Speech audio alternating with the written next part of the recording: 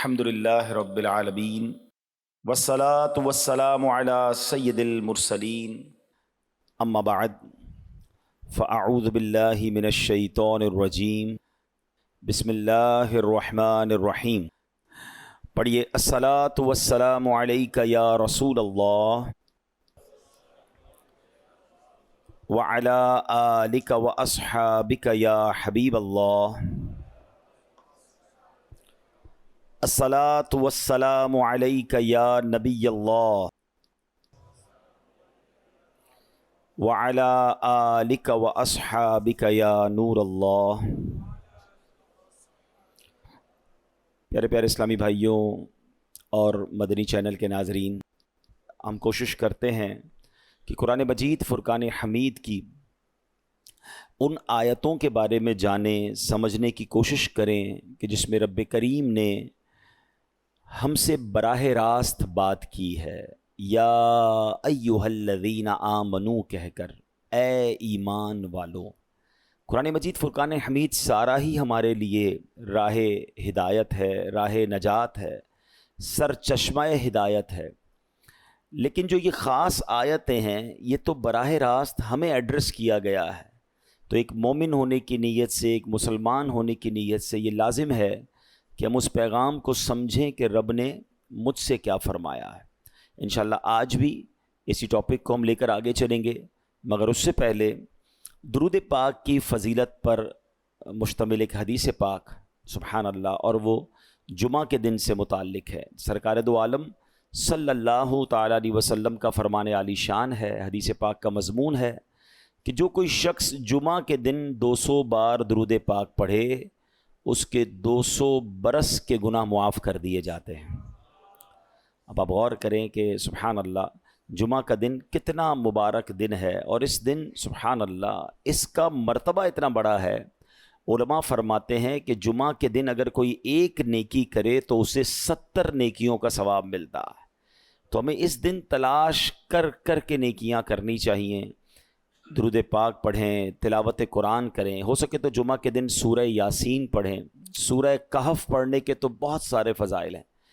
احادیث میں یہ مضمون ملتا ہے کہ جو جمعہ کے دن سورہ کہف پڑھے، ایک جمعے کو پڑھے، تو اگلے جمعے تک اس کے لیے نور کر دیا جاتا ہے۔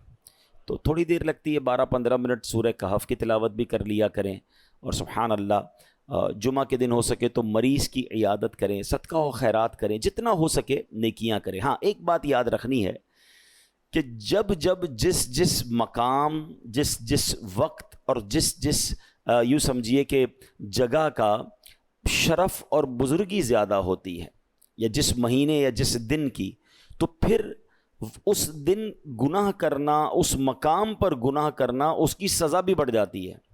مثال کے طور پہ کوئی باہر روڈ پر گناہ کرے، یقیناً گناہ ہے، مگر مسجد کے اندر آ کر کرے گا تو اس کی پنشمنٹ بڑھ جائے گی نا، کہ اللہ کے گھر میں آ کر بھی گناہ کرنا ہے۔ کوئی عام دن میں گناہ کرے، یقیناً غلط ہے، مگر جمعہ کے دن گناہ کرے گا تو جہاں نیکی 70 گنا، وہاں اس کا گناہ بھی 70 گنا ہو جاتا ہے۔ تو پلیز عام دنوں میں بھی بچنا ہے، مگر جمعے کو گناہ نہیں کرنے، اسپیشلی بچنا ہے۔ جمعے کو کوئی نماز قضا نہیں ہونی چاہیے، میں نہیں کہتا عام دنوں میں بھی نہیں ہونی چاہیے، مگر کتنی افسوس کی بات ہے کہ جمعے کی نماز پڑھتے ہیں، عصر کی نہیں پڑھتے۔ ایسا نہ کریں، جمعے کو خاص طور پہ نمازوں کا اہتمام کریں، جمعے کو خاص طور پہ گناہوں سے بچیں۔ اللہ کرے کہ یہ بات ہم سمجھنے میں کامیاب ہوں اور اس دن کو امپورٹنس دیں۔ اس کی امپورٹنس کتنی ہے شریعت کی نظر میں، اللہ کی بارگاہ میں، کہ قرآن پاک میں پوری سورہ جمعہ نازل کی گئی ہے۔ صرف ذکر نہیں کیا گیا قرآن میں جمعہ کے دن کو، یعنی جمعہ کو ڈسکرائب کرنے کے لیے ایک پوری سورت قرآن پاک میں نازل کر دی گئی ہے۔ تو try to understand the importance of the day of Friday. اس کو آرڈنری ڈے کی طرح، اس کو عام دنوں کی طرح سیلیبریٹ نہ کریں۔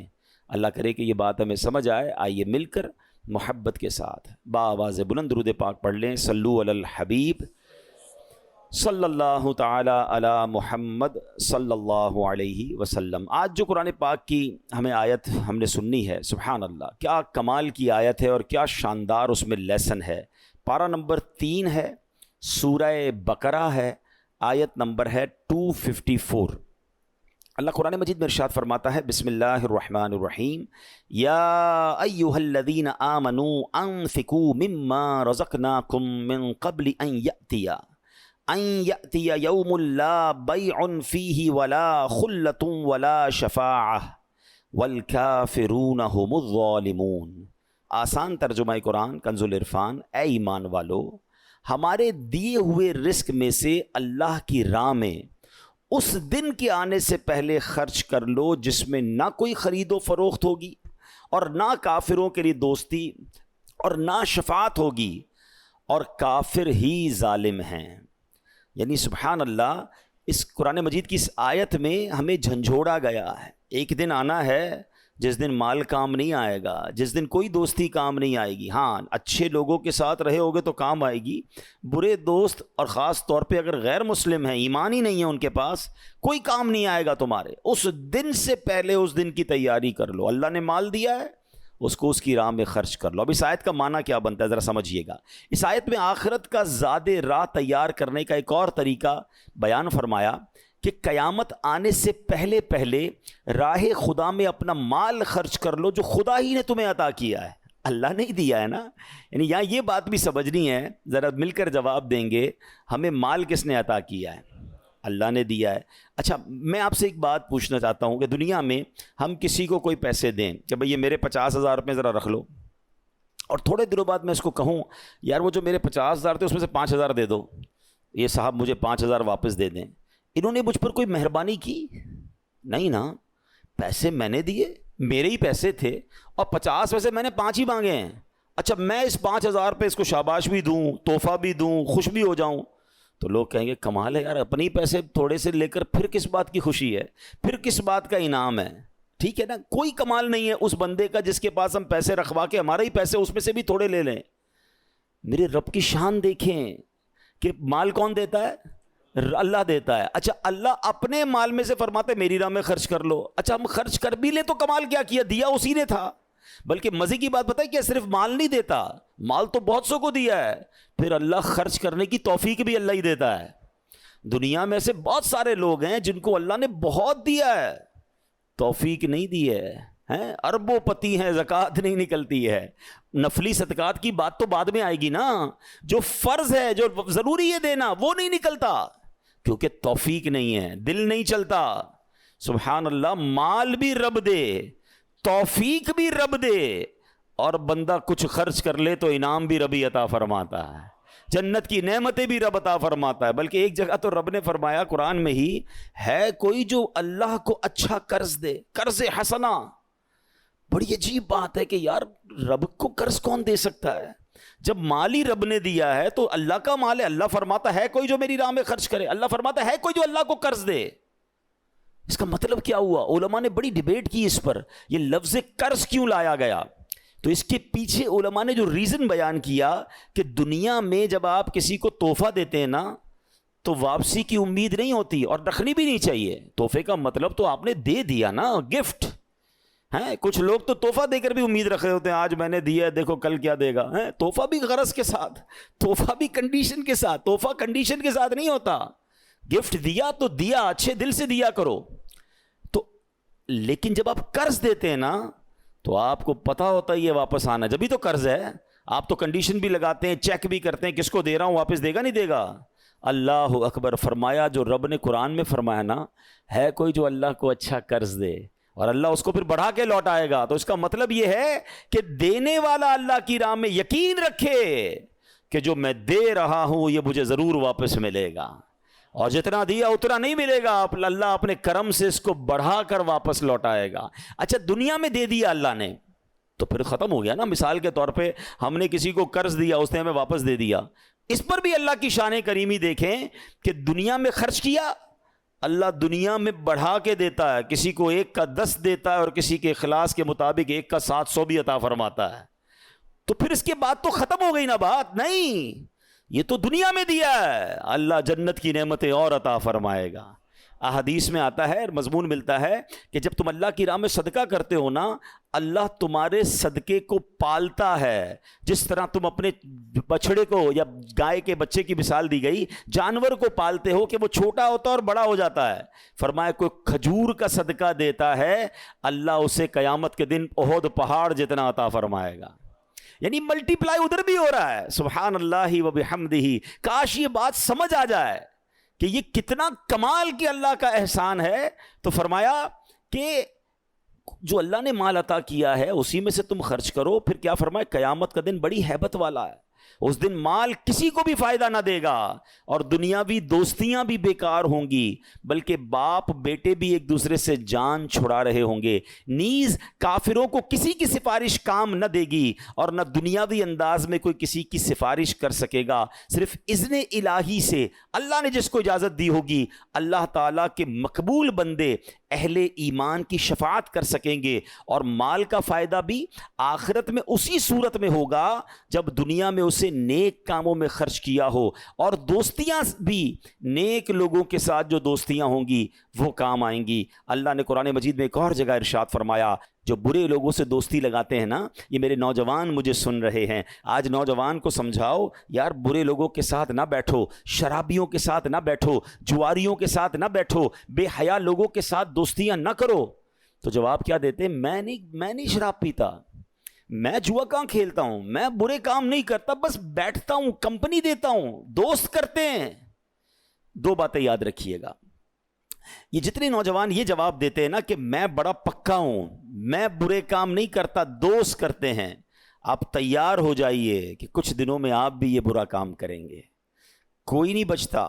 چلیں اگر آپ کو میری بات سمجھ نہیں آ رہی، یہ نوجوانوں کو نہیں آتی سمجھ، عموماً بچوں کو سمجھ ہی نہیں آتی کہ ابو پتہ نہیں کیوں روک رہے ہیں، یہ مولانا صاحب کیوں منع کرتے ہیں برے دوستوں میں بیٹھنے کا، میں تو بڑا پکا ہوں۔ اچھا اسی طرح اب ذرا نوجوانوں سے بات کر لوں یا بڑی عمر کے لوگوں سے بات کر لوں، وہ بد عقیدہ لوگوں کے ساتھ بیٹھنا شروع کر دیتے ہیں، جن کا ایمان درست نہیں ہے، جن کا عقیدہ درست نہیں ہے اللہ کے بارے میں، رسول کے بارے میں، صحابہ کے بارے میں یا اہل بیت کے بارے میں۔ انہیں کہو یار آپ کے دوستوں میں یہ کیوں ہیں، تو کہتے میں بڑا پکا ہوں، میں ان کے عقیدے کی طرف نہیں جاتا ہوں، میں تو جناب اپنی بات کرتا ہوں لیکن بیٹھتا ہوں ان کے ساتھ۔ اب یہ دو قسم کے لوگوں کو جواب قرآن دے رہا ہے، ٹھیک ہے؟ پہلے میں نے آیت پڑھی، اس کا ترجمہ بیان کر دیتا ہوں، پھر بات آگے کرتے ہیں۔ اللہ نے فرمایا اس دن گہرے دوست ایک دوسرے کے دشمن ہو جائیں گے سوائے پرہیزگاروں کے، الا المتقین۔ متقی لوگوں کی دوستی ہوگی، وہ قیامت میں بھی کام آئیں گے، باقی سارے دوست ایک دوسرے کے دشمن ہو جائیں گے۔ ایک بات تو یہ سمجھ لو، ایسے دوست کا کیا فائدہ جو قیامت کے دن کام ہی نہ آئے بلکہ میرے لیے مار پڑنے کا سبب بن جائے۔ اب آتے ہیں دوسری بات کی طرف، جو لوگ کہتے ہیں میں بڑا پکا ہوں، میں نہیں جاؤں گا اس کی طرف۔ چلیں اب ایک چھوٹا سا میں سروے آپ سب کے ساتھ کر لیتا ہوں۔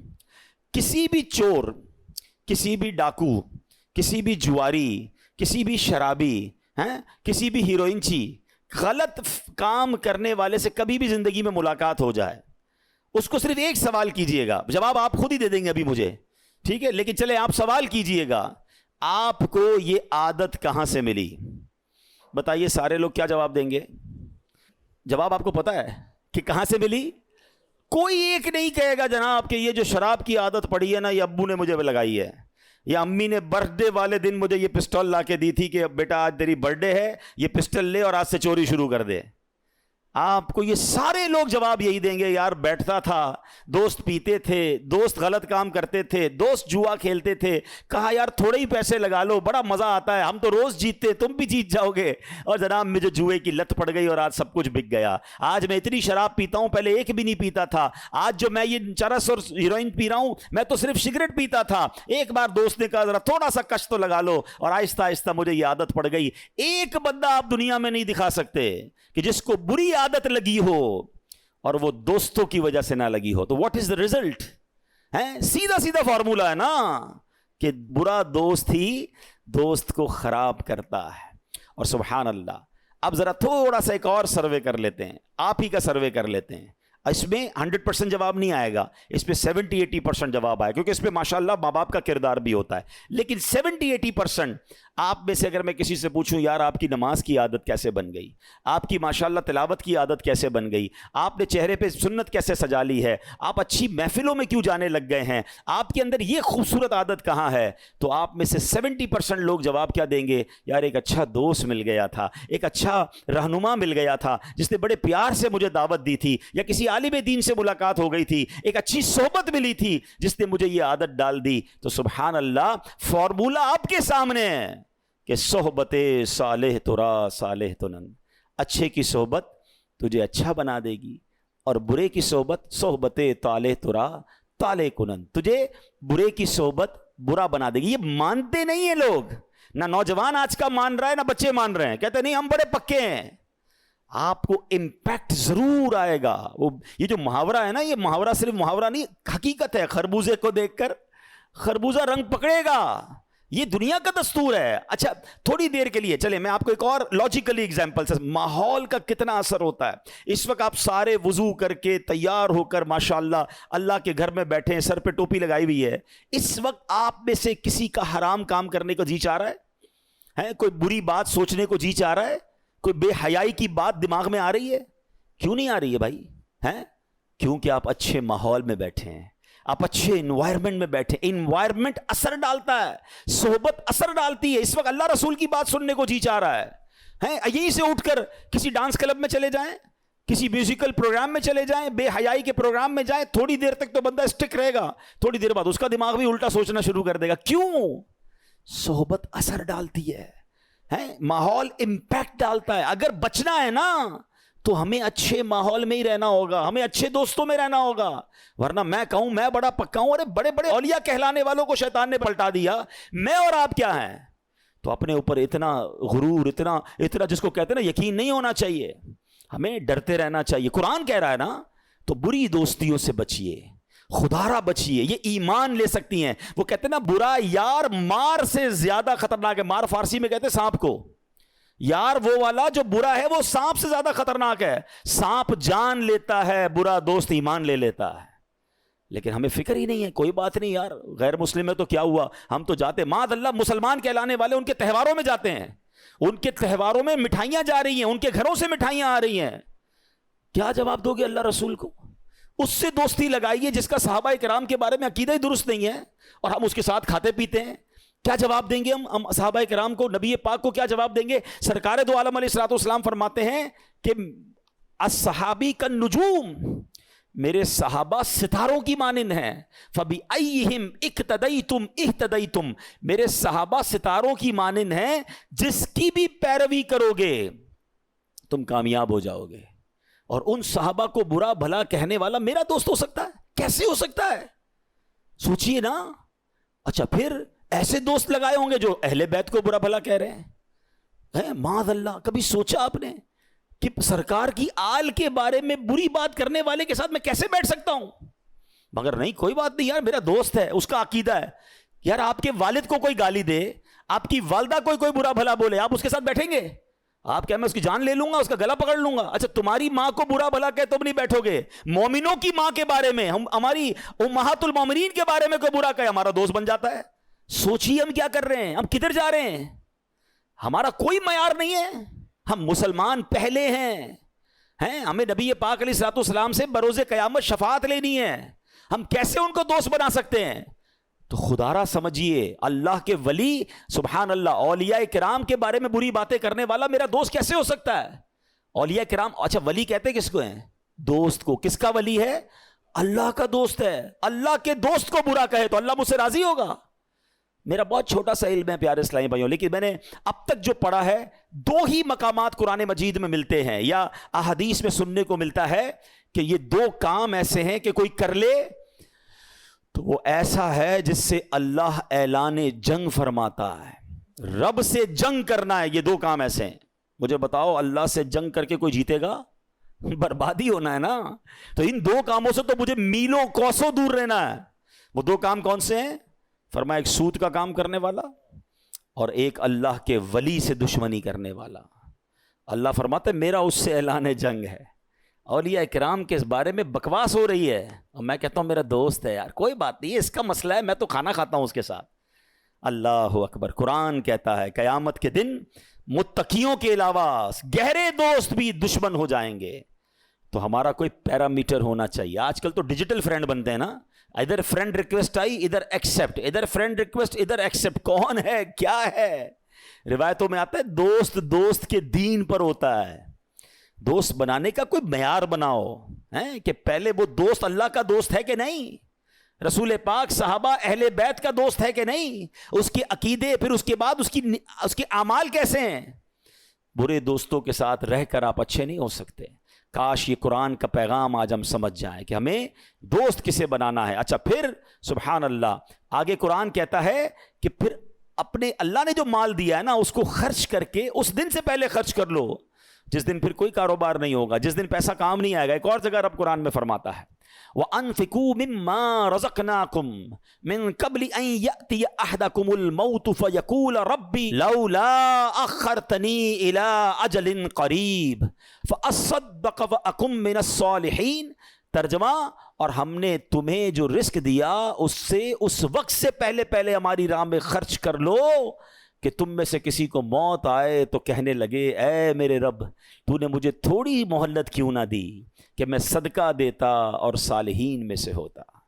مرنے کے بعد بندہ کہے گا اے اللہ دوبارہ بھیج دے، مجھے تو پتہ ہی نہیں تھا میں اتنا جلدی مر جاؤں گا، ہیں میں اب روزہ بھی رکھوں گا، میں صدقہ بھی دوں گا، میں نمازیں بھی پڑھوں گا، اے اللہ ایک موقع دے دے۔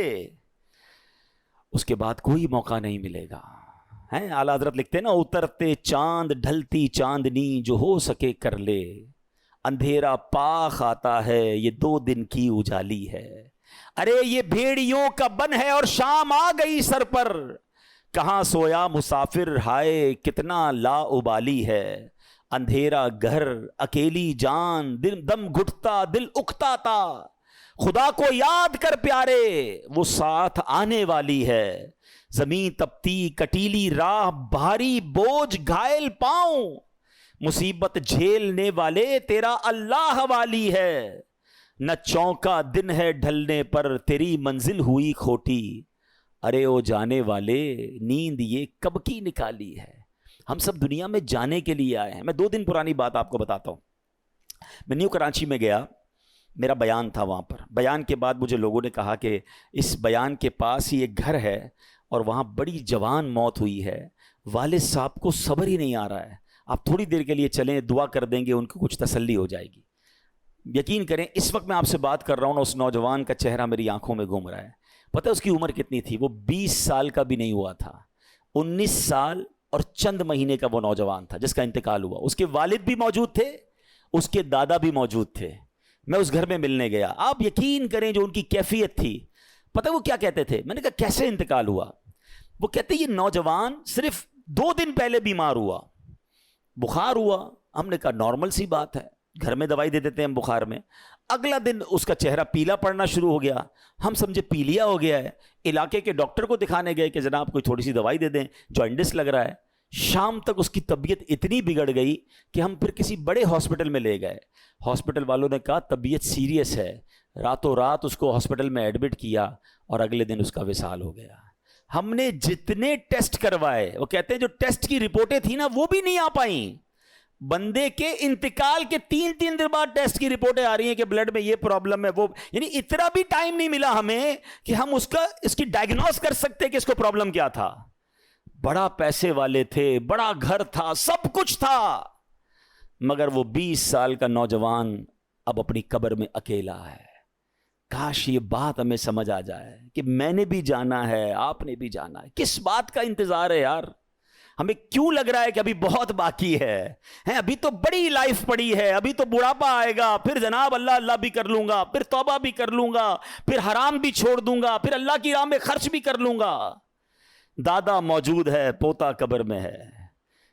وہ ایک قبرستان میں تختی لگی ہوئی تھی نا ایک قبر کے اوپر، میں بڑا اہم تھا یہی میرا وہم تھا۔ کاش یہ بات سمجھ آ جائے۔ تاریخ پیدائش بھی لکھی ہوتی ہے اور تاریخ وصال بھی، کیلکولیٹ کیا کریں کہ یار یہ 70 سال کے بعد قبر میں گئے، پھر آپ کو کوئی قبر ملے گی جو 40 سال کا قبر میں گیا ہوگا. آپ کو ایسی بھی قبر ملے گی جو 15 سال میں قبر میں گیا ہوگا. بلکہ قبرستان میں چھوٹی چھوٹی قبریں بھی ہوتی ہیں, بچے بھی قبر میں گئے. اٹ مینز ہم میں سے ہر کوئی ایک سیکوینس سے آیا ضرور ہے. میرے دادا پہلے آئے, آپ کے بھی پہلے دادا آئے, پھر والد آئے, پھر آپ آئے, پھر آپ کے بچے, پھر ان کے بچے. یہ ایک سیکوینس ہے, ایک ترتیب ہے. آنے کی ترتیب ہے, جانے کی ترتیب نہیں ہے.